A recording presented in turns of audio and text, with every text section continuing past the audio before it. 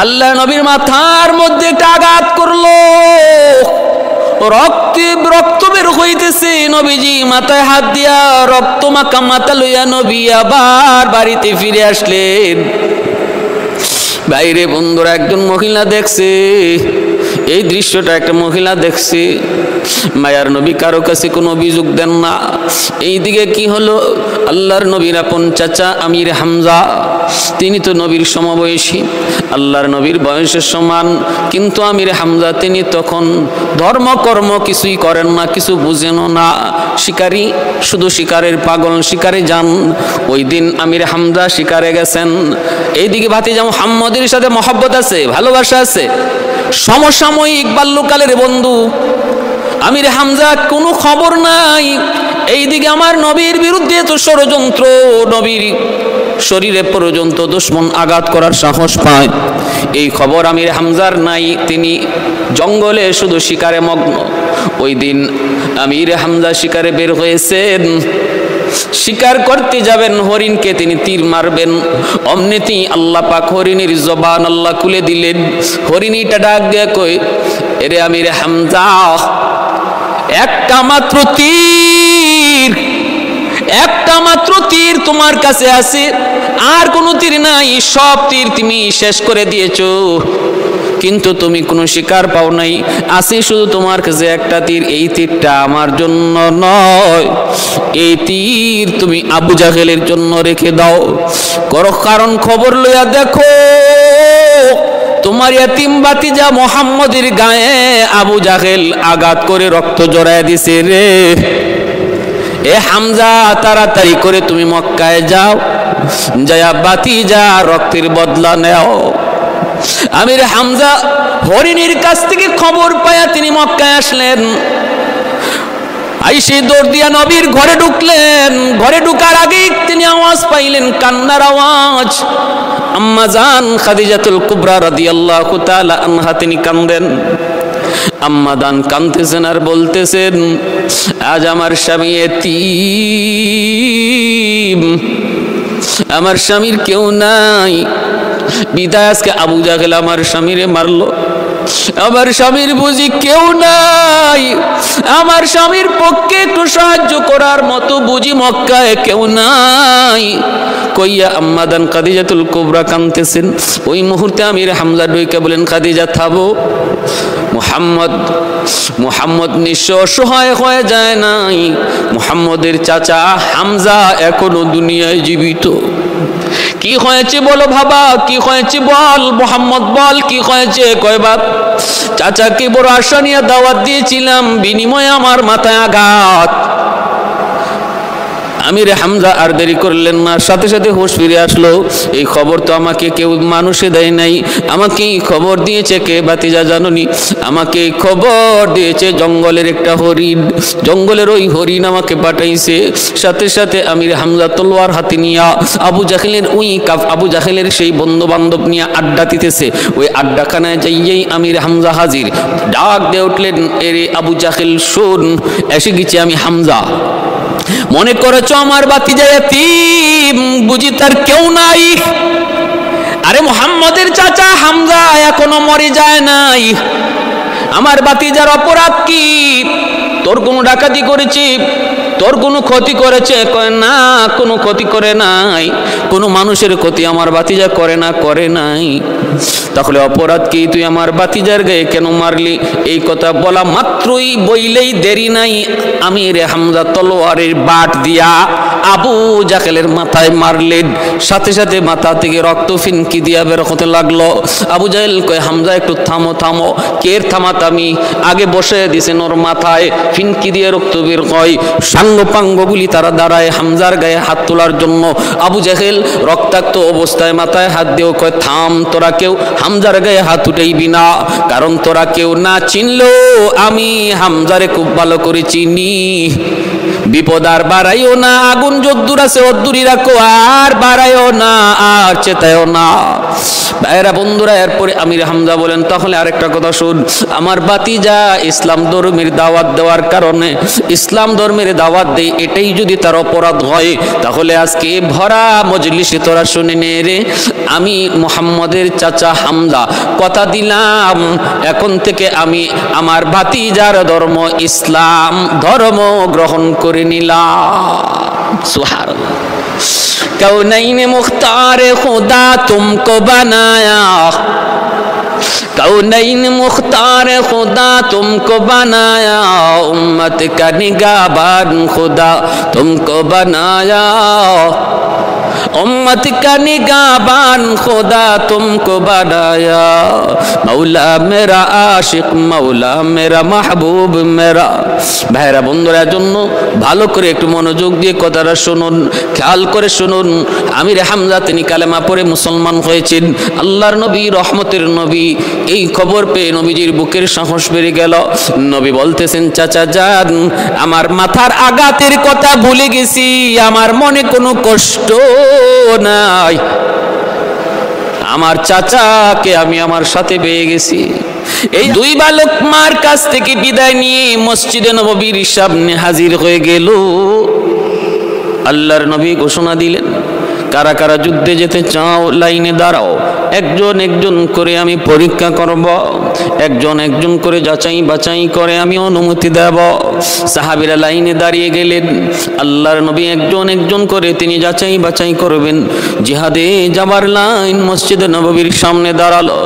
ওই লাইনে ছোট্ট দুই বালক মুআজ আর মুআওয়াজ, দুই ভাই, তারাও লাইনে দাঁড়ায় গেল।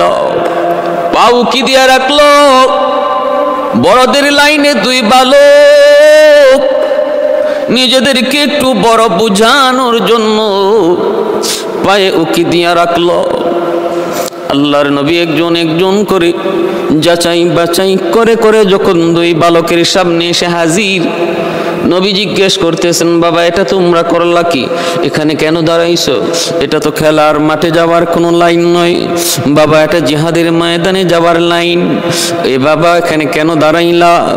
তখন দুই বালক বলতেছে, নবী গো, আমরা ভালো করে জানি গো নবী, এটা খেলাধুলার মাঠে যাবার কোনো লাইন নয়, এটা জিহাদের মাঠে যাবার লাইন। আল্লাহর নবী বলে, বাবা জানো যদি তাহলে তাও কি জানো, জিহাদের ময়দান বড় খতরনাক, হয় নিজের কল্লা দিতে হয় নতুবা দুশ্মনের কল্লা আনতে হয়, তাহলে তোমরা কেন দাঁড়াইলা? দুই বালক বলতেছে, মায়ার নবী আমরা ভালো করে জানি আমরা দুশ্মনের কল্লা আনতে পারবো না। ওগো নবীজি, আমাদের মাও একই প্রশ্ন করেছেন, মাকে যেই জবাব দিয়েছি সেই জবাব আপনাকেও দেব। আমরা এতিম, আমাদের বাবা নাই। আজ যদি আমাদের বাবা দুনিয়ায় জীবিত থাকতেন তাহলে আপনার সাথে যুদ্ধে যাইতেন। খেলার মাঠে বন্ধুদের সাথে ছিলাম, আওয়াজ পেয়েছি আপনি যুদ্ধের ময়দানে যাবেন, বন্ধুদের সাথে খেলাধুলা বাদ দিয়া মায়ের কাছে দৌড় দিলাম অনুমতি নেওয়ার জন্য। মা জিজ্ঞেস করে, বাবা যুদ্ধে যায় করবা কি? ওগো নবীজি, আমরা বলেছি যদিও দুশ্মনের কল্লা কাটতে পারবো না, কিন্তু দুশ্মন যখন আমার নবীর দিকে তীর মারবে, আমরা দোনো ভাই নবীর সামনে দাঁড়ায়া নিজের কলিজা দিয়া তীরগুলা ফিরাবো, কলিজা ছিদ্র হয়ে যায় যাক, জীবন চলে যাবে যা, কোনো বাধা নাই, কিন্তু তবু আমার নবীর গায়ে কোনো তীর লাগতে দেব না। আল্লাহর নবী কথা শোনা মাত্রই আসমানের দিকে চোখটা উঠে নবী চোখের পানি জড়ায় কান্দে আর বলতেছেন, মালিক তুমি আনসারদের উপর রহম করো, আনসারদের উপরে তুমি রহম করো, আনসার মদিনার আনসারদের উপরে তুমি খুশি হয়ে যাও। ছোট্ট দুইটা বালক নবীর প্রতি কি পরিমাণ দরদ, কি পরিমাণ ভালোবাসা। কারণ আনসাররা বলেছিল, নবী গো, মদিনায় ঢোকা পর্যন্ত দায়িত্ব আপনার। হিজরত করে আমার নবী যখন মদিনায় আসলেন, মদিনার আনসার সাহাবীরা বলেছিলেন, নবী গো, ওগো নবীজি, মক্কার এই জালেমদের কাছে আপনার থাকার প্রয়োজন নাই, আপনি মদিনায় চলে আসুন, আমরা আপনার জিম্মাদার। তবে নবী গো, হিজরত করার পথে মদিনায় আসা পর্যন্ত জিম্মাদার আপনি আপনার আল্লাহ পাক রব্বুল আলামিনের হাতে। মদিনায় ঢোকা মাত্রই আমরা আপনার জিম্মাদার। আমরা জীবিত থাকতে আপনার কোনো ক্ষতি দিব না। প্রয়োজনে আগে আমাদের জীবন যাবে, তারপরে আপনার দিকে হাত উঠবে। আল্লাহর নবী, রহমতের নবী, মায়ার নবী সাহাবায়ে কেরামদেরকে বলেন, সাহাবীরা এবার তোমরা বলো তো দেখি, দেখছো দুইটা বালকের কি পরিমাণ জজবা, কি পরিমাণ তাদের জজবা নবীর প্রতি, দ্বীনের প্রতি কি পরিমাণ ভালোবাসা, কি পরিমাণ মহব্বত। নবী এবার ডাক দিয়া বলেন, বাড়িতে কে আছে? বাবা কয় মা, একমাত্র মা। আল্লাহর নবী বলেন, মায়ের খেদমত করো, বড় হলে পরে আমি নবী তোমাদের যুদ্ধে নেব। আমি আল্লাহর কাছে দোয়া করি, মালিক যেন তোমাদের লম্বা হায়াত দে, বড় হওয়ার পরে যেন আমি নবীর সাথে যুদ্ধে যাইতে পারো। দুনো ভাই হাউমাউ করে কান্না শুরু করে দিয়েছে, না গো নবী না, আমাদেরকে ফেরত দিয়েন না। আমাদের মা আমাদেরকে বিদায় দেওয়ার সময় জীবনের জন্য বিদায় দিয়ে দিচ্ছেন, চিরতরে বিদায় দিয়ে দিচ্ছেন। আর মা আল্লাহর কাছে হাত উঠে কইছে, মালিক, হাসরের মাঠে তোমার সামনে দুইজন শহীদের মা হয়ে পরিচয় দিতে চায়। দ্বীনের নবী, মায়ার নবী, নবীর যুগের একজন মহিলার প্রতি কি পরিমাণ নবী এবং ইসলামের ধর্মের দরদ আল্লাহর নবী তা দেখলেন, শুনলেন। আল্লাহর কাছে আবারও আনসার মহিলাদের জন্য আল্লাহর কাছে দোয়া করলেন। এইবার নবী বলতেছেন, বাবা দুজন যদি চলে যাও তাহলে মা একা হয়ে যাবে, চলবে মা কাকে নিয়ে? বড়জনকে নবী বলতেছেন, তুমি যুদ্ধে যাবা, ঠিক আছে, তোমাকে অনুমতি দিলাম। কিন্তু ছোটজনকে নবী বলতেছেন, বাবা তুমি বাড়িতে চলে যাও, যাই মায়ের খেদমত করো, বড় হলে পরে আমি নবী যুদ্ধে নেব। আর মনে রেখো, মায়ের খেদমত, মায়ের সেবা আল্লাহর রাস্তায় জিহাদের চেয়ে কম সওয়াব নয়। এটাও বহুত বড় জিহাদ, এতেও আল্লাহ বহুত খুশি হয়। যাও মার সেবা করো, বড় হলে পরে আমি নবী তোমাকে যুদ্ধে নেব। এই কথা বলা মাত্রই ছোট ভাই হাউমাউ করে কাঁদতে লাগলো আর বলতেছে, নবী গো, আমাকে আপনি একা ফেরত দিয়েন না গো নবী। আমাকে যদি আপনি একা ফেরত দেন তাহলে আমার আম্মা বলবে, আমার বড় সন্তানকে আল্লাহ কবুল করেছে, তোরে কবুল করে নাই। আমি কোনো জবাব দিতে পারবো না, কারণ দুজনকে মা একসাথে বিদায় দিয়েছেন। অতএব আপনি যদি ভাইয়াকে রাখেন, আমাকে আপনি ছেড়ে দেন, তাহলে মার কাছে জবাব দেওয়ার মতো আমার কিছু থাকবে না। ইয়া রাসূলুল্লাহ, ইয়া হাবিবাল্লাহ, যদিও আমি বয়সে ছোট গো নবী, কিন্তু আমার ভাইয়ার চেয়ে আমার শক্তি গায়ে বেশি। জিহাদের ময়দানে শক্তির বেশি প্রয়োজন, শক্তির বেশি প্রয়োজন। অতএব নবী গো, আপনি আমাকে অনুমতি দেন। আর যদি আপনার সন্দেহ হয় তাহলে ভাইয়ার সাথে আমার কুস্তি লাগায়া দেন।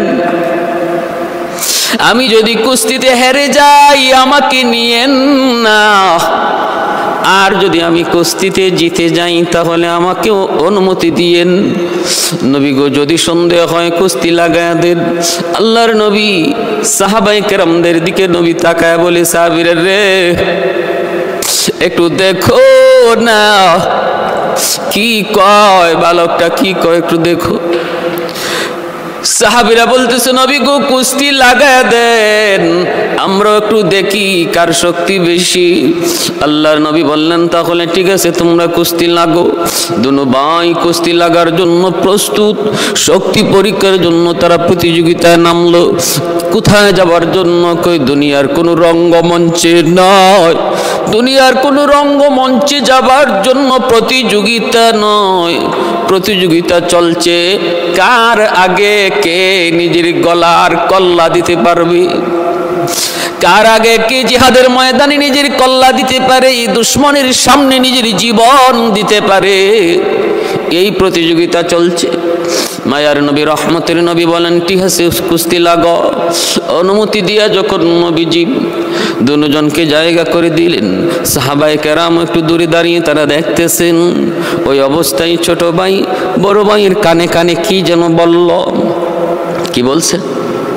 বলছে ভাইয়া তুমি তো অনুমতি পাইয়েই গেছো, তুমি তো অনুমতি পাইয়েই গেছো, আমারই একটু সুযোগ করে দিও। বড় ভাই বলতেছে ইশারা দিয়ে তুই চিন্তা করবি না, দুই ভাই বের হয়েছে একসাথে, যাব একসাথে, আমি তোরে সারা যাবো না। কুস্তি লাগলো ঠিক, কিন্তু বড় ভাই শক্তি দেখায় না, আর ছোট ভাই ধপাস করে বড় ভাইকে মাটিতে ফালাইয়া দিল। তারপরে বুকের উপরে উইটা বলতেছে নবী গো এই যে দেখেন আমার গায়ে শক্তি বেশি, আমার গায়ে শক্তি বেশি। এই বইলা যখন হাত ঝুঁকি দেয় আল্লাহর নবী সাহাবায়ে কেরামদেরকে নিয়ে নবী ডাক দিয়া দৌড়ে কাছে আসলেন। আয়েশা দুনু ভাইয়ের হাত ধরে নবী উঁচু করলেন, আর নবী বলতেছেন সাহাবীরা রে তোমরা কিছু বুঝছো নি কেমনে কি হয়েছে?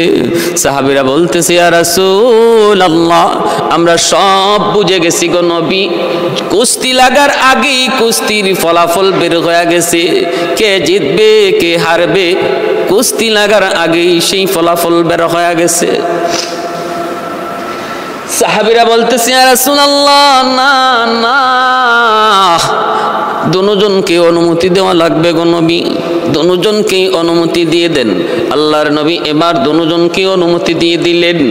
বদরের ময়দানে চলছে দুই ছোট্ট বালক, আপন দুই ভাই মুআজ আর মুআওয়াজ, 10 বছর 12 বছরের দুই বালক।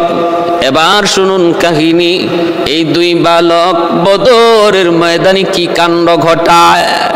আরে আল্লাহর গোলাম, এ যুবক খেয়াল করে শুনো, ওই ছোট্ট দুই বালক বদরের ময়দানে কি কাণ্ডটা ঘটাইল ইতিহাসের পাতায় স্মরণীয়, হাদিসের কিতাবে স্মরণীয় হয়ে রইল। বাইরে বদরের যুদ্ধের দিকে রওনা দেয়। বদরের ময়দান, বদরের যুদ্ধটা ছিল ইসলামের প্রথম যুদ্ধ। আল্লাহর নবীর সঙ্গে সাহাবী ছিলেন মাত্র 313 জন। ওই ভাই 70টা উট ছিল, 2টা ঘোড়া ছিল, 8খানা তলোয়ার ছিল। এই হলো সম্বল, একদম নাই বললেই নাই। বাকিদের হাতে ছিল খেজুরের ডাল। এই দুই ভাই তারাও 2 খেজুরের ডাল হাতে নিয়ে বদরের ময়দানের দিকে রওনা দেয়। আল্লাহর নবী রহমতের নবী মায়ার নবী বদরের প্রান্তরে যাবার আগেই নবী খবর পেয়ে গেলেন আবু সুফিয়ান টের পেয়ে এই রাস্তা পরিবর্তন করে অন্য রাস্তায়, বিকল্প রাস্তায় সে মক্কার দিকে রওনা দিয়া দিছে। কারণ খুব চালাক মানুষ আবু সুফিয়ান, খুব চালাক মানুষ আবু সুফিয়ান। তিনি আন্দাজ করতে পেরেছেন এবং আশঙ্কা করেছেন উটের লেদ পরীক্ষা করে খেজুরের বিচি পাইছে। এই বিচি কোন জায়গার তাও পরীক্ষা করে দেখে মদিনার। আবু সুফিয়ান বুঝে গেছে তাহলে মদিনার উট যেহেতু এই দিকে আছে, অতএব মুহাম্মাদের বাহিনীও এই দিকে আছে। কত তীক্ষ্ণ বুদ্ধি! অন্য পথ অবলম্বন করলেন, অন্য পথ অবলম্বন করে চলে গেলেন। আর দ্রুত বেগে দমদম নামে এক লোককে মক্কায় পাঠায় দিলেন, দ্রুত বেগে তুমি মক্কায় যাও, আবু জাহলকে যায় বলবা আমরা কাফেলা, এত বড় কাফেলা, 1000 উটের কাফেলা, আবার 50,000 স্বর্ণ মুদ্রার কাফেলা, মুহাম্মদ এবং তার বাহিনীর হাতে আমরা আক্রান্ত। আবু জাহেলের কাছে দ্রুত খবর পাঠাও, বিপদ বিপদ সংকেত বোঝানোর জন্য উটের জিন সেটা উল্টায় দেওয়া হতো, নাক মুখ কেটে দেওয়া হতো, নিজের কাপড় উল্টায় পরা হতো, নিজের নাক কান দিয়েও রক্ত ঝরতেছে। এই অবস্থায় দমদম মক্কায় যায় প্রবেশ করলো। ভাইরা আমার, মক্কার মানুষগুলি দৌড়ায় একত্রিত হয়ে যায়। বিপদ বিপদ, এমন কোন চিত্র দেখলেই তারা বুঝতো চরম আকারের বিপদ সংকেত। আবু জাহেল দৌড়ে হাজির হয়ে বলতেছে, কি ঘটনা, তাড়াতাড়ি বল। কয়, আমাদের কাফেলা আক্রান্ত, তাড়াতাড়ি সাহায্যের জন্য বাহিনী পাঠাও। আবু জাহেল মুহূর্তের ভিতরে সে ডাক দিয়া সৈন্য সামন্ত একত্রিত করলো। 1000 সৈন্য এবং বিশাল অস্ত্র ভান্ডার নিয়ে আবু জাহেল আবু সুফিয়ানকে সাহায্য করার জন্য, আল্লাহর নবীর বিরুদ্ধে যুদ্ধ করার জন্য সেও বদরের দিকে রওনা দিল। ভাইরা আমার, বের হওয়ার পর আবু জাহেল আবু সুফিয়ানকে পেয়ে গেল জুহফা নামক জায়গায়। এই জুহফা নামক জায়গায় আবু সুফিয়ানের সাথে আবু জাহেলের দেখা। আবু সুফিয়ান বলতেছে, আমাকে মুহাম্মদ পায় নাই, ভিন্ন পথে আমি চলে এসেছি, অতএব তোমাদের আর যাবার প্রয়োজন নাই। কিন্তু আবু জাহেল বলতেছে, না, আমি বের হয়ে গেছি যুদ্ধ করার জন্য, সৈন্য সামন্ত সবাই প্রস্তুত, আমরা একেবারে মুহাম্মদকে শেষ করে দিয়ে আসব। যদি বদরে পাই, আর যদি না পাই তাহলে ওই জায়গায় কয়েকদিন থাকবো, আমোদ প্রমোদ করব, ঢোল তবলা গান বাজনা নাটক সিনেমা ইত্যাদি অনুষ্ঠান করব, তারপরে আসব। এখনই আমরা মক্কায় আর এইভাবে ফেরত যাব না, আমরা পূর্ণ প্রস্তুতি নিয়ে এসেছি। ভাইরা বন্ধুরা, এই হলো তাকদীরের ফয়সালা। কারণ আবু জাহেলের জীবনের শেষ দিন হবে বদরের ময়দান, আবু জাহেলের মরণের জায়গা হবে বদর। অতএব তাকে বদরে যেতেই তো হবে। আল্লাহ যাকে যে জায়গায় মরণ লিখে রাখছেন, ওই জায়গার দিকে কোনো না কোনো একটা বাহানায় আল্লাহ তারে পৌঁছায় দেন। ইদা কাদাল্লাহু লিআবদিন আইয়ামুতা, ইদা কাদাল্লাহু আবদান আইয়ামুতা বিআরদিন জাআলাল্লাহু লাহু ইলাইহা হাজাতান, আও কামা ক্বালা নবী আলাইহিস সালাম। আল্লাহর নবী বলেন, যার যেখানে মরণ আল্লাহ লিখে রাখছেন, ওই জায়গায় কোনো না কোনো একটা বাহানায় আল্লাহ তারে পৌঁছাবেন। আবু জাহেলের প্রয়োজন ছিল না, কারণ যে উদ্দেশ্যে বের হয়েছে আবু সুফিয়ানের কাফেলাকে সাহায্য করবে, সে আবু সুফিয়ান তো নিরাপদে চলে এসেছেন এবং দেখাও হয়েছে। জুহফা নামক জায়গা মক্কার অদূরে, যে জায়গাটা, ওইখান থেকেই মদিনার রাস্তা ভিন্ন। আমার নবী, রহমতের নবী, এই জুহফা নামক জায়গায় যাওয়ার পর হিজরতের রজনীতে যখন মদিনার পথ ধরে চলবেন, এতক্ষণ পর্যন্ত ছিল ভিন্ন ভিন্ন পথ, একই পথ, যে পথ দিয়ে ভিন্ন জায়গায় যাওয়া যায়। আর জুহফা থেকেই মদিনার রাস্তা সম্পূর্ণ ভিন্ন। ওইখানে যাইয়া আমার নবী মক্কার দিকে তাকায় চোখের পানি ঝরায় ঝরায় কাঁদছিলেন, হে আমার জন্মভূমি, আমি তোমাকে ছেড়ে যেতে যাই নাই, আমি তোমাকে ছেড়ে চলে যেতে চাই নাই। আমার স্বজাতীয় লোকরা যদি আমার বিরুদ্ধে ষড়যন্ত্র না করত, আমি কখনো তোমাকে ছেড়ে যেতাম না। আল্লাহর নবীর চোখের পানির দিকে তাকায় আল্লাহ পাক জিবরাইল আমিনকে পাঠায় সান্ত্বনা দিলেন, ইন্নাল্লাযী ফারাদা আলাইকাল কুরআন লারাদ্দুকা ইলা মাআদ। বন্ধু, আর কেঁদো না, যে জন্মভূমির মায়ায় তুমি কাঁদো, আমি আল্লাহ ওই কোরআনের কসম খেয়ে বলতেছি, খুব অচিরেই তোমার জন্মভূমিতে আবার তোমাকে আমি সসম্মানে ফিরিয়ে দেব। সুবহানাল্লাহ। আবু সুফিয়ান নিষেধ করার পরেও আবু জাহেল বদরে যাবেই, গেল। আল্লাহর নবী বদরের ময়দানে পৌঁছার আগে আগে আবু জাহেলের দল ওইখানে যাইয়া উঁচা জায়গাটা, যুদ্ধের অনুকূল, যুদ্ধের পক্ষে যে জায়গাটা, ওই জায়গাটা বাছাই করে তারা দখল করে নিল। আর এদিকে আল্লাহর নবী খবর পেয়েছেন যে আবু সুফিয়ান চলে গেছে, কিন্তু আবু জাহেলের বাহিনী আসতেছে, আবু জাহেলের বাহিনীর সাথে যুদ্ধ করতে হবে। আল্লাহ পাক বলেছিলেন, বন্ধু, আমি আল্লাহ ওয়াদা দিলাম 2 কাফেলার যে কোনো এক কাফেলার বিজয় তোমাকে দেব। এখন 2 কাফেলার কোন কাফেলা? সাহাবাই কেরামের মনের তামান্না ছিল ব্যবসায়িক কাফেলাটা যদি আমরা পেয়ে যাই তাহলে লাভবানও হব, আর বিপদের আশঙ্কাও কম, কারণ তারা তো আর যুদ্ধের প্রস্তুতি নিয়ে আসে নাই।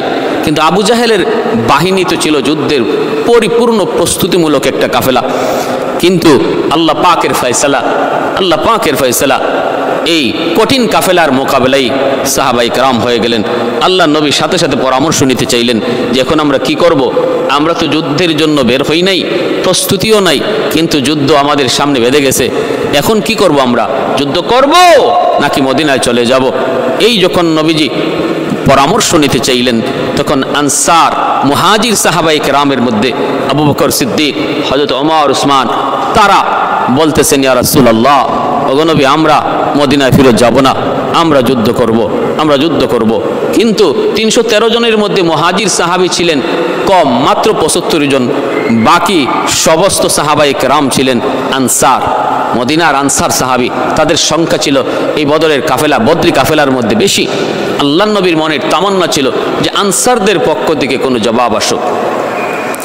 আল্লাহর নবী রহমতের নবী আনসারদের দিকে বারবার তাকাইতেছেন।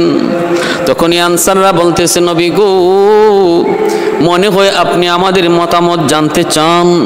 ইয়া রাসূলুল্লাহ, আমাদের মতামত বুঝি আপনি জানতে চান? আমরা আগেই বলেছি, মদিনায় আসা মাত্রই আপনার জিম্মাদারি আমাদের হাতে, আপনার পাহারাদার আমরা মদিনার মানুষ আনসার।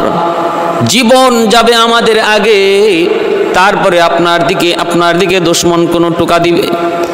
ইয়া রাসূলুল্লাহ, যদি আপনি আমাদেরকে নিয়ে সমুদ্রে ঝাঁপ দেন, আমরা সমুদ্র ঝাঁপ দিতে রাজি। আগুনে যদি ঝাঁপ দেন, আগুনও ঝাঁপ দিতে রাজি। যে কোনো অবস্থায় আমরা আপনার সঙ্গে আছি। আমরা এমনটা বলবো না। মূসা নবীর উম্মতেরা মূসা নবীকে যেমন কথা বলেছিল, এমন কথা আমরা আপনাকে বলবো না। লা নাকুলু কামা ক্বালা বানু ইসরাঈল মূসা, ইযহাব আনতা ওয়া রাব্বুকা ফাকাতিলা ইন্না হাহুনা কাঈদুন। মূসা, তুমি আর তোমার রব দিয়ে যুদ্ধ করো, আমরা পারবো না। ওগো নবীজি, আমরা এমন কথা আপনাকে বলবো না।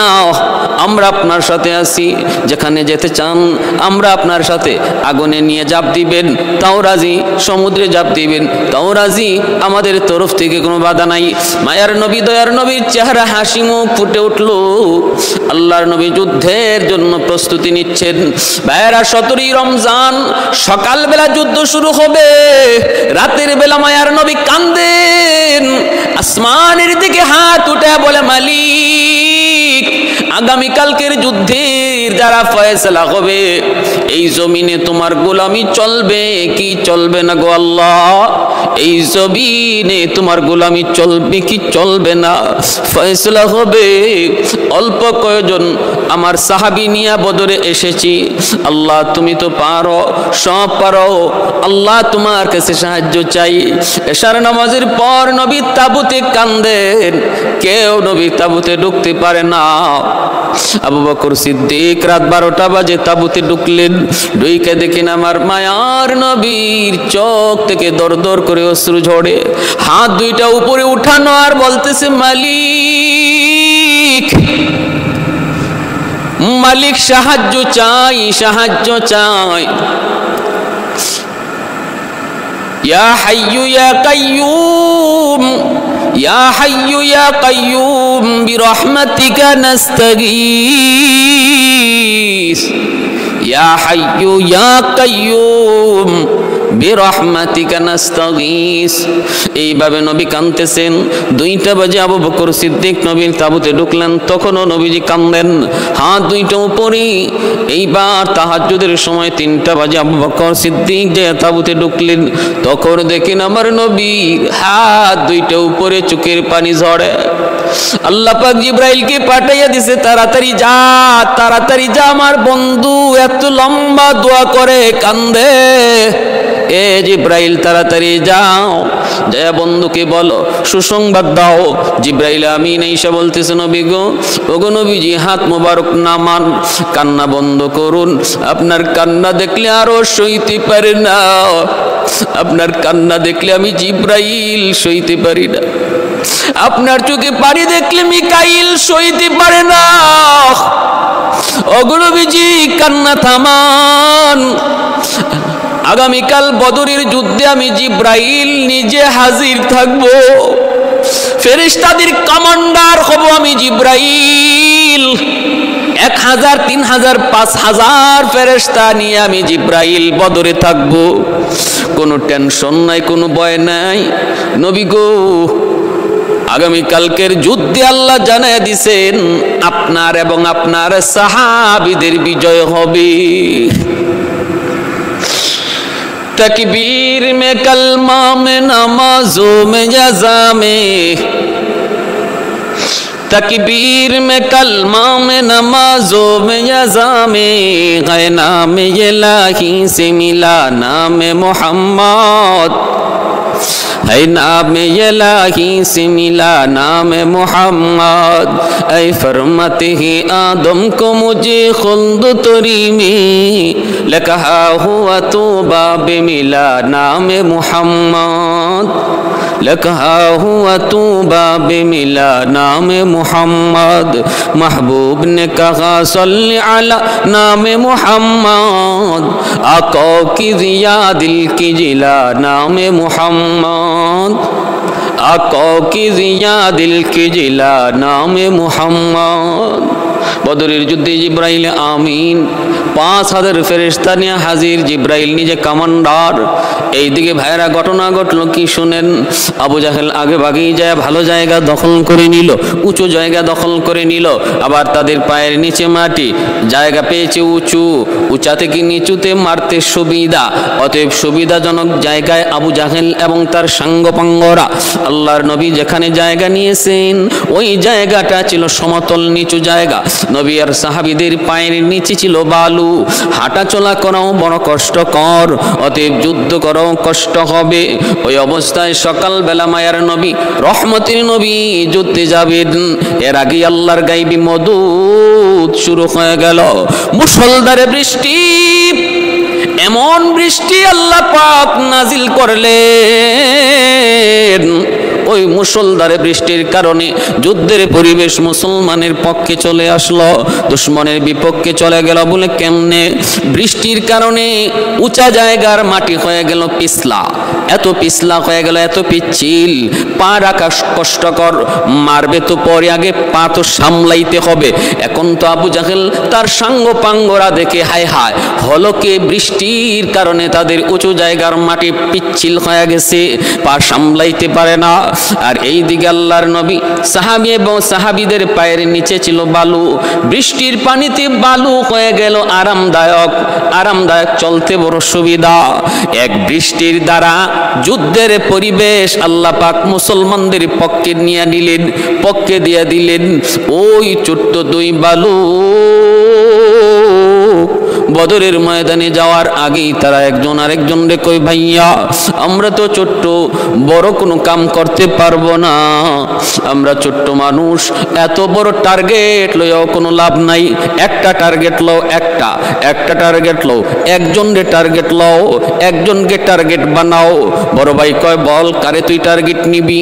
ছোট ভাই কয়, ভাইয়া আমার তো মন বলে, আজকে শুনেছি বদরের ময়দানে আমার নবীর চির দুশমন আবু জাহেল, ওই বদরের ময়দানে নাকি আবু জাহেল হাজির হয়েছে। আমার মন বলে আমরা দুই ভাই আজকে আবু জাহেলকে টার্গেট নিব। বড় ভাই কয়, আমিও রাজি আছি। আল্লাহু আকবার। বড় ভাই কয়, আমিও রাজি আছি। ছোট ভাই কয়, আবু জাহেললে টার্গেট লই, আবু জাহেললে টার্গেট বানাই। ভাইরা বন্ধুরা, একজন আরেকজনকে কই, ভাইয়া শুনেছি ওই বেঈমান আমার নবীর গায়ে আঘাত করেছে, আমার নবীর মাথা থেকে রক্ত জড়াইছে। মায়ার নবী 6000 বার আবু জাহেলকে দিনের দাওয়াত দিয়েছেন, 1-2 বার নয় রে যুবক, 1-2 বার নয়, 6000 বার আল্লাহর নবী তারে দিনের দাওয়াত দিয়েছেন। এই আবু জাহেল বদরের ময়দানে টার্গেট লইল দুইটা ছোট্ট বালক, 10 বছর 12 বছরের দুই ভাই, নবীর সাহাবী আব্দুর রহমান ইবনে আউফ রাদিয়াল্লাহু তাআলা আনহুকে বদরের ময়দানে যাইয়া তারা ডাক দিয়া কই, ইয়া আম্মি আরিনি আবা জাহেল, চাচা যান আবু জাহেল কোনটা একটু দেখা দেন। আব্দুর রহমান ইবনে আউফ রাদিয়াল্লাহু তাআলা আনহু কয়, এ বেটা তোমরা আবু জাহেলকে দিয়ে কি করবা? দুই ভাই কই, চাচা যান আমরা সিদ্ধান্ত নিয়েছি, আমরা ছোট্ট মানুষ, বেশি কাম করতে পারবো না, বেশি টার্গেটও নিতে পারবো না, টার্গেট আমরা দিব একজন। দুনু ভাই আমরা একমত, টার্গেট আজকে আমাদের আবু জাহেল। হয় বদরের ময়দানে আমরা জীবিত থাকবো, নতুবা আবু জাহেল জিন্দা থাকবে। ওই যে দেখো ঘোড়ার পিঠে সওয়ার, বড় বড় বড় বড় ধমকি দিচ্ছে, আওয়াজ দিচ্ছে, শাউট করছে, ওর নামই হলো আবু জাহেল। ফাঁকে ফাঁকে ফাঁকে ফাঁকে ফাঁকে ফাঁকে দুনো ভাই কোনো রকম আবু জাহেলের গোড়ার কাছে যায় হাজির। এক ভাইয়ের হাতে, দুনো ভাইয়ের হাতে খেজুরের ডাল। এক ভাই খেজুরের ডাল দিয়া আবু জাহেলের ঘোড়ার পায়ে মারলেন, সাথে সাথে আল্লাহ পাক খেজুরের ডালটাকে তলোয়ার বানায় দিলেন। পা কেটে গেল, আবু জাহেল দপাস দিয়া মাটিতে পড়ে গেল। আরেক ভাইয়ের হাতে ছিল আরেকটা খেজুরের ডাল, উনিও আর দেরি নাই আল্লাহু আকবার বইলা আবু জাহেলের বুকে বসায় দিলেন, ওই ডালটার তলোয়ার বানায় দিছেন আল্লাহ। মুহূর্তের ভিতরে আবু জাহেল খতম। এইদিকে ভাইয়েরা বন্ধুরা, নবীর সাহাবী হযরত আব্দুল্লাহ ইবনে মাসউদ রাদিয়াল্লাহু তাআলা আনহু তিনি দেখতেছেন, হায় হায় হায় কি ব্যাপার, ছোট্ট দুই বালক আবু জাহেলের মতো অহংকারীর মাটিতে শোয়ায়া দিছে। দৌড়ায় তিনি কাছে আসলেন, আবু জাহেলের বুকের উপরে বইসা বলতেছেন, একটু বল তো দেখি কে তোকে খতম করেছে, কে খতম করেছে জানোসনি? বহু অহংকারী দেখাইছিলা দুনিয়ায়, অহংকার অহংকার, আল কিবরিয়া রিদাই, অহংকার শুধু আমার আল্লাহর পোশাক, আল্লাহর পোশাক। এই পোশাক নিয়ে কেউ টানাটানি করবা না। আল্লাহ পাক রব্বুল আলামিনের পক্ষে অহংকার করা শুধু সাজে, মানুষের পক্ষে অহংকার করা সাজে না। নবীর সাহাবী বলতেছে, দেখ অহংকারীর পতন আল্লাহ কিভাবে ঘটায়।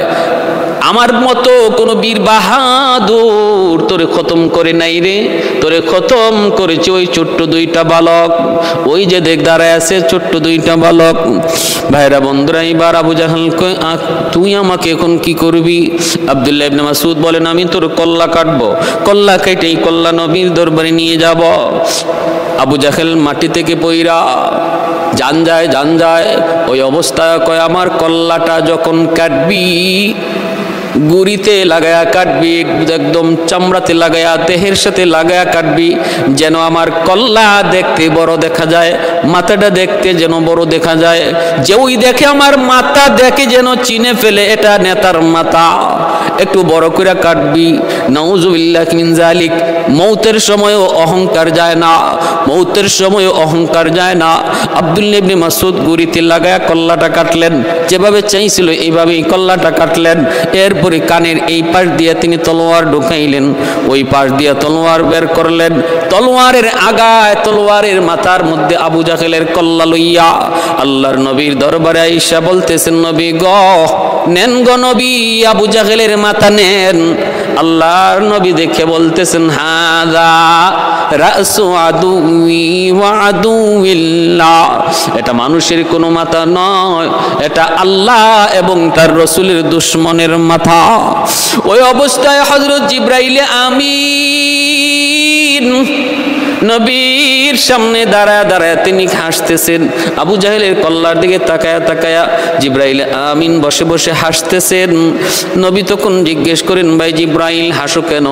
জিবরাইল কয়ে, নবী গো হাসতেছে এই জন্য, যেই বালক, যেই সাহাবী আব্দুল্লাহ ইবনে মাসউদ, সে কম মাথাটা আপনার দরবারে নিয়ে এসেছে তুনুটা কান ছিদ্র কইরা। এই আব্দুল্লাহ ইবনে মাসউদ যখন ছোট্ট ছিল, বালক ছিল, কাবাগরের সামনে কোরআন তেলাওয়াত করার অপরাধে আবু জাহেল তার একটা চর মারছিল, থাপ্পড়। এক থাপ্পড়ে তার একটা কান বধির হয়ে গেছিল। আজও পর্যন্ত আপনার সাহাবী আব্দুল্লাহ ইবনে মাসউদ এক কানে কম শুনে। আবু জাহেলের থাপ্পড়ের কারণে অপরাধ ছিল আল্লাহর কালাম তিলাওয়াত। ওই দিন আপনিও কানছেন, আমি জিবরাইলও কানছি, কিন্তু আসমানের মালিক ওই দিন হাসতেছিলেন। আমি তখন বলেছিলাম, মালিক তুমি হাসো, তোমার কোরআন তেলাওয়াত করার অপরাধে আব্দুল্লাহ মায়ের দেখায়, আমরা কান্দি, আব্দুল্লাহ কান্দে, আর তুমি বুঝি হাসো। আল্লাহ তখন বলতেছিলেন, রে জিব্রাইল, তোমরা তো এখন দেখো, সামন দেখো না, বর্তমান তোমাদের সামনে ভবিষ্যৎ নাই। দেখি বদর দেখি, আমি আল্লাহ বর্তমানও দেখি, ভবিষ্যৎ দেখি। যেই বালকটারে আজকে আবু জাহেল থাপ্পড় দিয়ে তার কান নষ্ট করে দিয়েছে, আমি আল্লাহ দেখতেছি বদরের ময়দানে এই আব্দুল্লাহ আবু জাহেলের দুটা কান নষ্ট করবে, তলোয়ার ঢুকাইয়া এক কানের বদলা নিবে দুই কান। এজন্য আমি আল্লাহ হাসতেছি। ওগো নবীজি, আজ আমি দেখলাম নিজের চোখে আবু জাহেলের দুটা কান নষ্ট করেছে আপনার সাহাবী আব্দুল্লাহ ইবনে মাসউদ, যার একটা কান নষ্ট করেছিল আবু জাহেল। আল্লাহু আকবার। হযরত আব্দুল্লাহ ইবনে মাসউদ রাদিয়াল্লাহু তাআলা আনহু তিনি বলতেছেন, ইয়া রাসূলুল্লাহ, ওগো নবীজি, এই যে নেন আপনার চাচারও আমি বন্দী করে নিয়ে আসলাম। নবীজির চাচা হযরত আব্বাস রাদিয়াল্লাহু তাআলা আনহু, ইনিও বদরের ময়দানে নবীর হাতে বন্দী। বদরের যুদ্ধটা ছিল এমন এক যুদ্ধ, ভাইয়ে ভাইয়ে যুদ্ধ, বাপ বেটায় যুদ্ধ, চাচা ভাতিজায় যুদ্ধ। আবু আজিজ ইবনে বদরের যুদ্ধে হযরত আবু বকর সিদ্দিক রাদিয়াল্লাহু তাআলা আনহু নবীর পক্ষে, ওনার সন্তান আবু জাহেলের পক্ষে, ওনার সন্তান আবু জাহেলের পক্ষে। আবু আজিজ বিন উমায়ের, আবু আজিজ বিন উমায়ের হাতে হলো কাফেরদের পতাকা, আর মুসআব বিন উমায়ের রাদিয়াল্লাহু তাআলা আনহুর হাতে হলো মুসলমানদের পতাকা। আর দুজন হলেন আপন ভাই, দুজন আপন ভাই। একজনের হাতে কাফেরদের পতাকা, আরেকজনের হাতে মুসলমানদের পতাকা। এমন এক যুদ্ধ ছিল বদরের যুদ্ধ। নবী একদিকে, নবীর আপন চাচা হযরত আব্বাস রাদিয়াল্লাহু তাআলা আনহু নবীর বিপক্ষে। এই বদরের যুদ্ধে তিনি নবীর হাতে বন্দী। আব্দুল্লাহ ইবনে মাসউদ বলতেছেন, ইয়া রাসূলুল্লাহ, আমি বন্দী করে এনেছি। নবীজি বলেন, ভালো কথা। সাথে সাথে নবীর চাচা বলেন, ভাতিজা, তুমি কি বিশ্বাস করেছো তোমার সাহাবী আব্দুল্লাহ তোমার চাচা আব্বাসকে বন্দী করে এনেছে? এটা কি তোমার বিশ্বাস হয়? নবী বলেন, চাচা, বিশ্বাস তো হয় না, কিন্তু দেখতেছি তো তাই। চাচা বলতেছে, না ভাতিজা, না না ভাতিজা, না, এ ভাতিজা, কে আমাকে বন্দী করেছে তাকে কিছুক্ষণ আমি এখানে দেখেছি। বলে কোথায়? আবু জাহেলের মাথার পাশে বসে বসে মুস্কি হাসতেছিল মানুষের স্রোতে। অপরিচিত একটা মানুষ আবু জাহেলের কল্লার পাশে বসে বসে মুস্কি হাসতেছিল। মানুষটা এখন কোথায়? সে আমাকে বন্দী করে এনেছে। আল্লাহর নবী বলেন, আল্লাহু আকবার, আল্লাহু আকবার। চাচা যান, ইনি তো মানুষ নন, ইনি মানুষের বেশে এসেছেন ফেরেশতাদের সরদার, কমান্ডার জিবরাইল আমিন। তখনই আব্বাস বলতেছে, ভাতিজা, বদরে আমরা যা দেখেছি তোমরা তা দেখো নাই রে। মাত্র রওনা দিছি, মাত্র রেডি হয়েছি মুসলমানের গায়ে আঘাত করব, হঠাৎ করে দিকে আকাশ থেকে সাদা পাগড়ি, সাদা পাঞ্জাবি পরে ঘোড়ার উপরে সওয়ার আমার সামনে নাজিল হইয়া আমার গর্দানের মধ্যে তলোয়ার ধরছে। তলোয়ারটা ফালাইয়া দে, তীরটা ফালাইয়া দে, নতুবা এখনই দ্বিখণ্ডিত করে ফেলবো। এই অবস্থায় সামনের দিকে আগাই, হঠাৎ দেখি পিছনে কে যেন আমার পিছনের মধ্যে তলোয়ার ধরছে। কয়েকটা কদম সামনে দিবি না, একটা কদম সামনে দিবি না। এমন অবস্থা বদরে আমরা দেখেছি, তোমরা তা দেখো নাই। তাদের হাতে আমরা পরাজিত হয়েছি। এরা কারা? এরা হলেন আল্লাহর পাঠানো নূরের তৈরি ফেরেশতা। আল্লাহ পাক কোরআনুল কারীমের সূরা আনফালের মধ্যে বলেছেন 1000, 3000, পর্যায়ক্রমে 5000 ফেরেশতা আল্লাহ পাক বদরের যুদ্ধে নাজিল করেছিলেন। কমান্ডার ছিলেন জিবরাইল আমিন, কমান্ডার ছিলেন জিবরাইল আমিন। এজন্য ভাই বলতেছি, একটু ভালো করে শুনুন।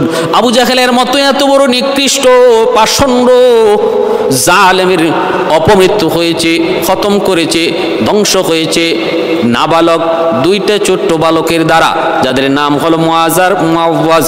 আপন দুই ভাই। এজন্য ভাইরে, অহংকার করা ভালো নয়।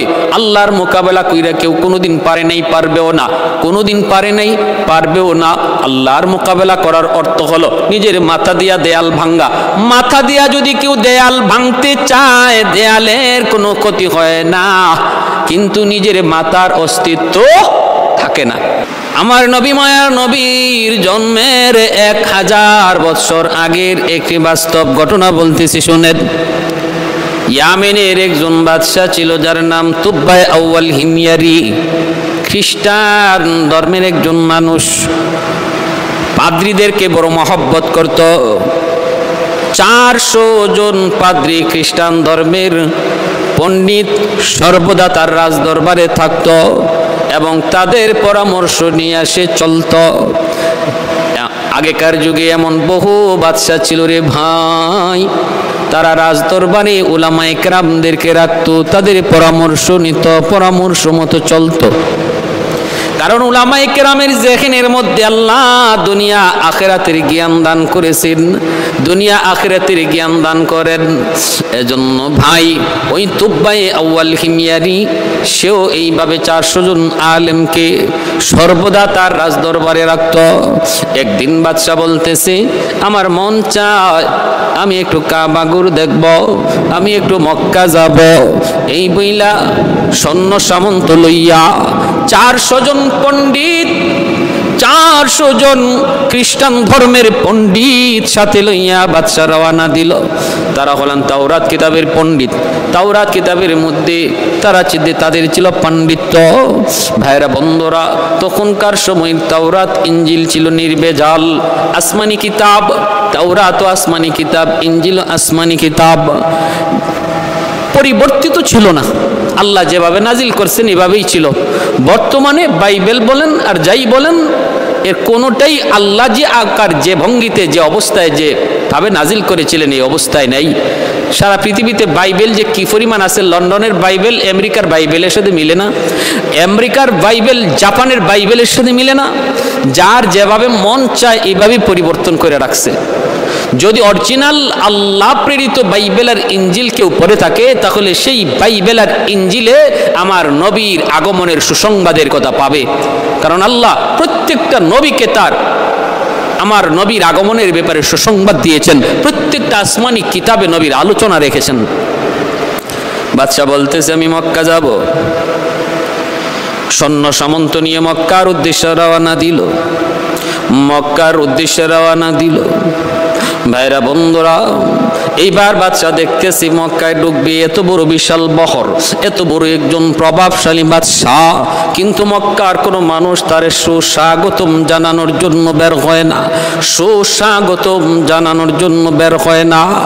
বাদশা এবার আলেমদেরকে জিজ্ঞেস করলো, ও তাওরাত কিতাবের পণ্ডিত উলামায়ে কেরাম, একটু বলুন, এত বড় সম্মানী আমি একজন মানুষ,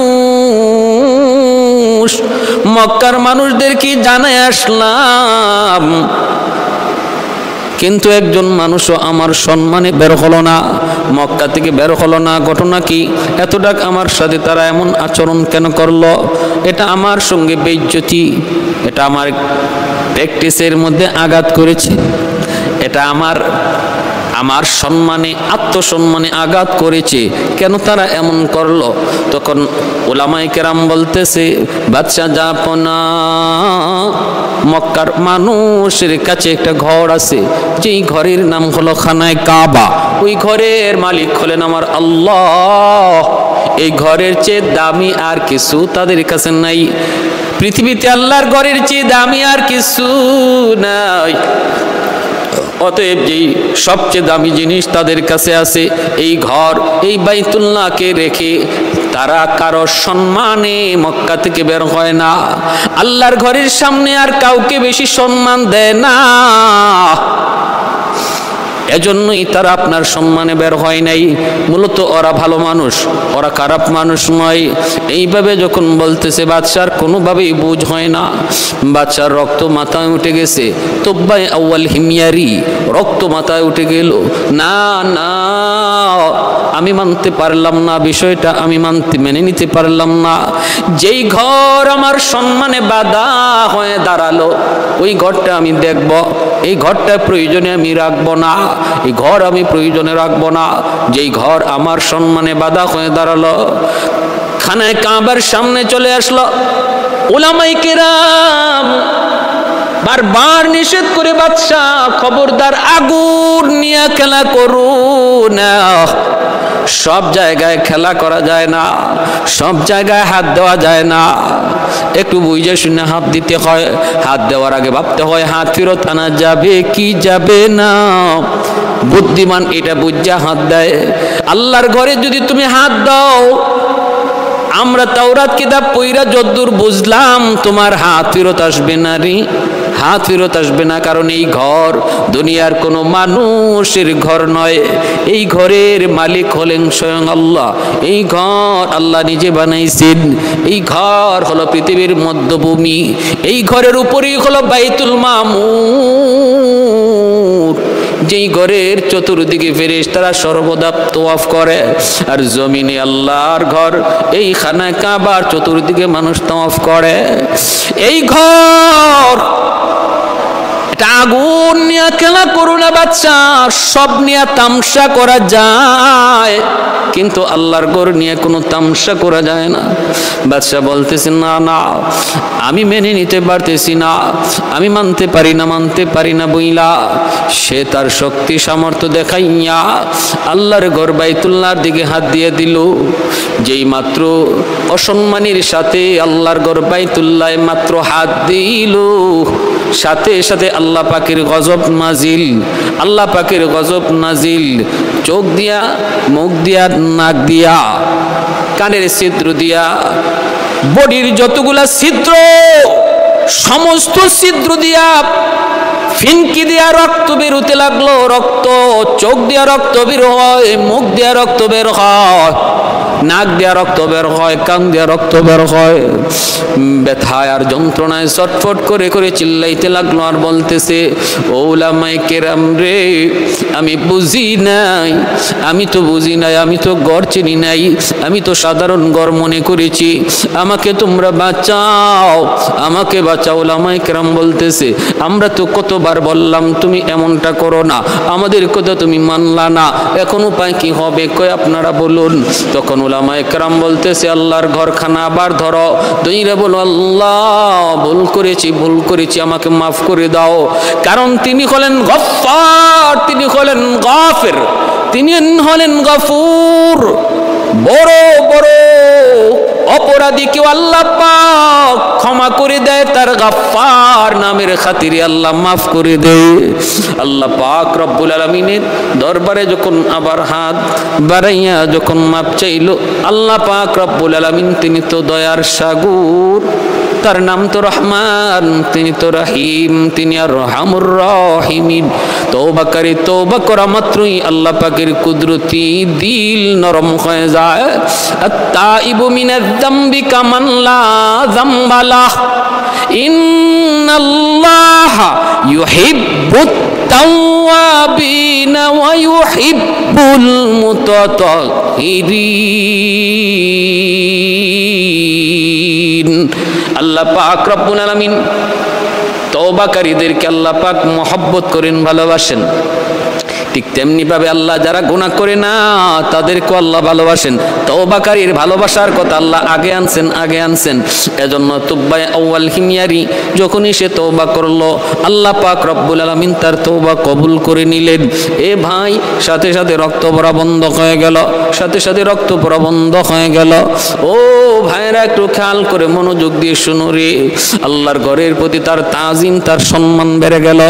যেই ঘরের প্রতি কিছুক্ষণ আগে ছিল তার খারাপ ধারণা, মুহূর্তের ভিতরে পরিবর্তন।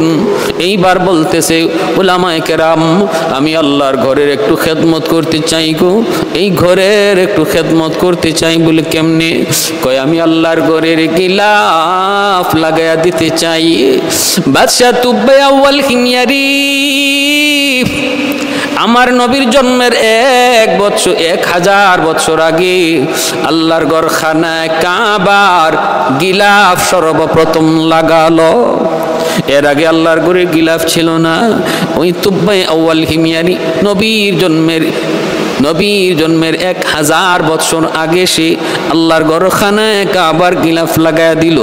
ভাইরা বন্ধুরা, ওই গিলাফ আজও আছে, তখনও ছিল, কিয়ামত পর্যন্ত থাকবে, শুধু পরিবর্তন হয়, বদলানো হয়, কিন্তু সিস্টেম চালু আছে। ভাইরা বন্ধুরা, কিছুদিন মক্কায় থাকলো, বিভিন্ন জায়গায় সে ঘুরলো। আমার নবী, রহমতের নবী, মায়ার নবী, তিনি যেই জায়গায় জন্ম নেবেন, তাওরাত কিতাবে যেখানে উল্লেখ রয়েছে জন্মস্থানটা, তারা তাওরাতের আলেমরা বাদশাকে দেখালো। আল্লাহর নবীর বিভিন্ন স্মৃতি ভাইরা বন্ধুরা মক্কার জমিনে ওই স্মৃতিগুলোও তারা দেখাইলো, একে একে স্মৃতিগুলা সব দেখা দিল। কিছুদিন পরে এবার বাদশাহ বলতেছে, উলামায়ে কেরাম চলেন একটু আমরা আরো একটু সফর করি, আরো একটু সফর করি, মক্কা থেকে বের হই। মক্কা থেকে বের হয়ে গেল কাফেলা নিয়া, এমন এক রাস্তা দিয়ে রওনা দিয়েছে যেই রাস্তাটা হবে আমার নবীর হিজরতের রাস্তা, মদিনায় হিজরতের রাস্তা। কিন্তু তখন তো এই রাস্তা যে হিজরতের রাস্তা কেউ জানে না, জানার কথাও না, কারণ আমার নবীর এখন জন্মই হয় নাই।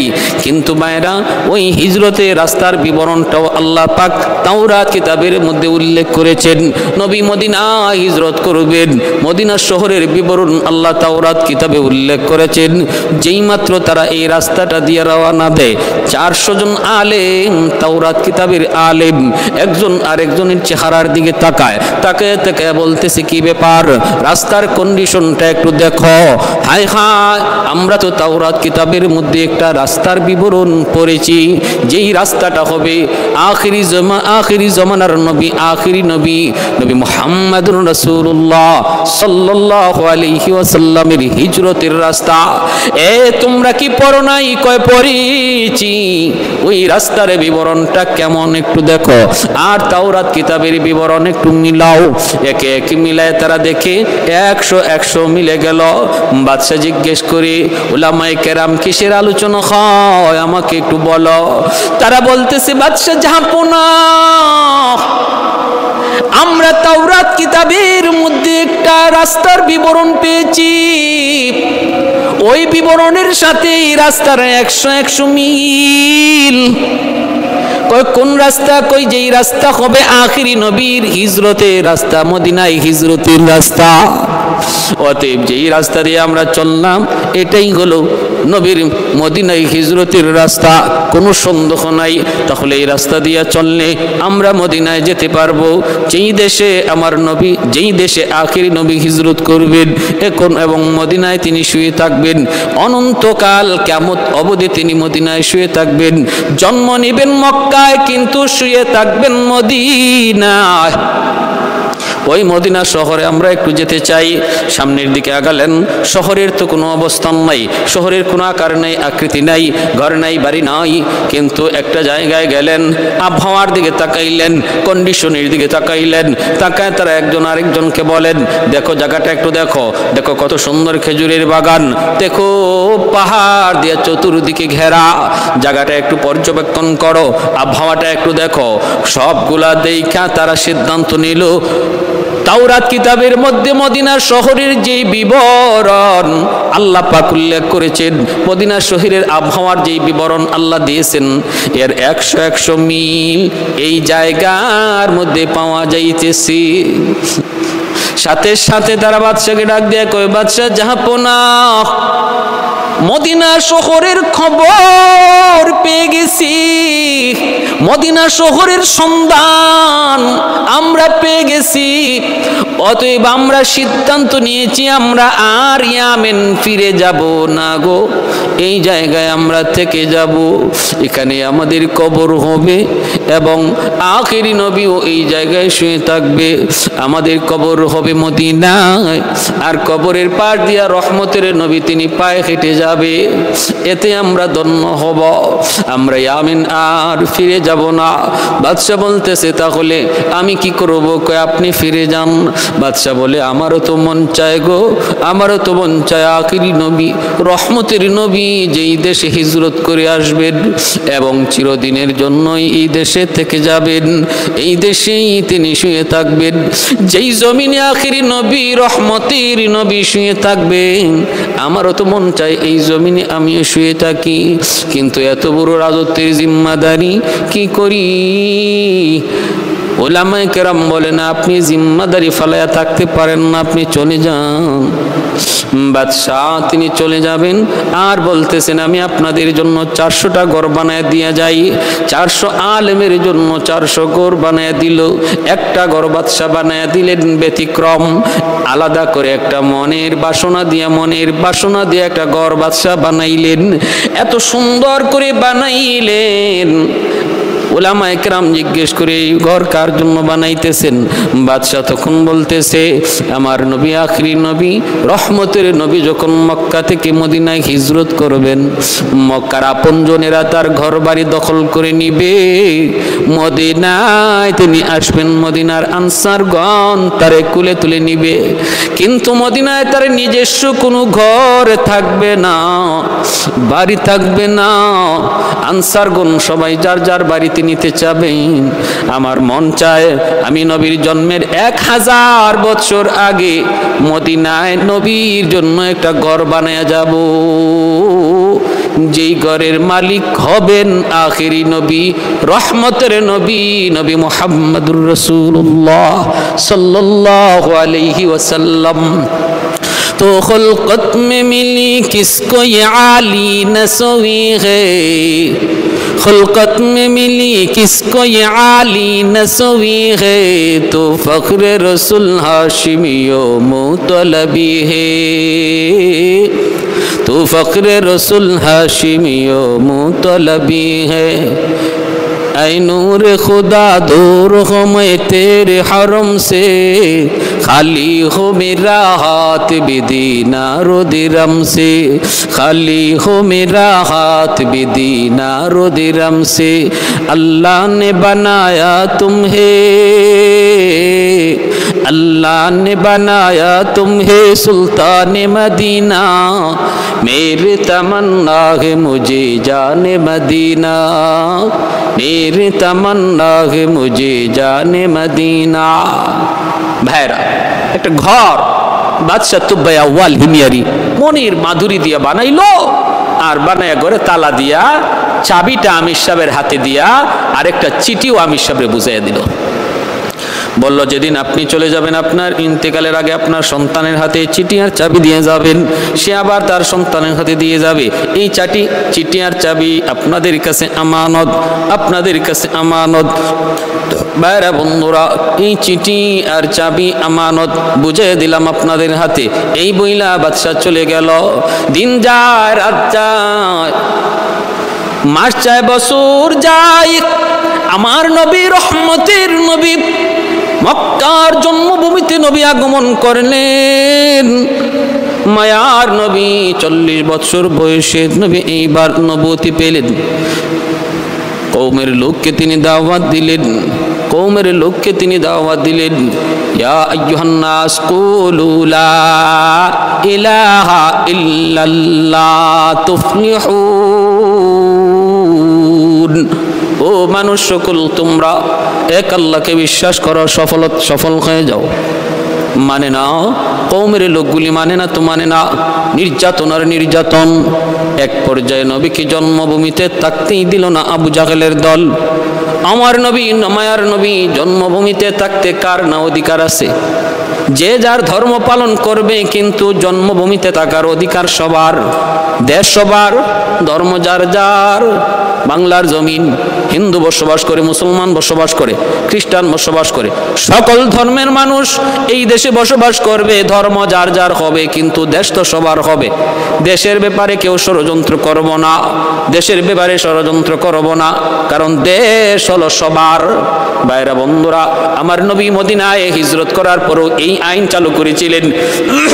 ইহুদিদের সাথে নবীর সন্ধি হয়েছিল, তোমরা তোমাদের ধর্ম পালন করো, আমরা তোমাদের নিরাপত্তা দিব, প্রয়োজনে তোমাদের গির্জা পাহারা দেওয়া হবে, প্রয়োজনে তোমাদের উপাসনালয় পাহারা দেওয়া হবে, কিন্তু মদিনার শহর হলো আমাদের সবার।